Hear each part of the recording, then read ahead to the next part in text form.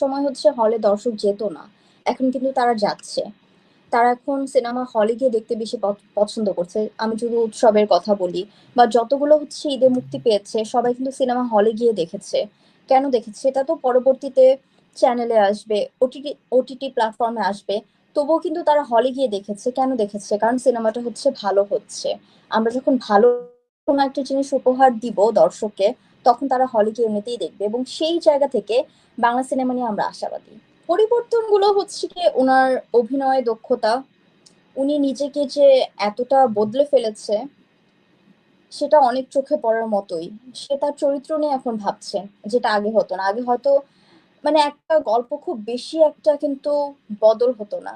কিন্তু এখন কিন্তু অনেক পরিবর্তন। সে একেকটা সময় একেকটা লুক নিয়ে আসছে।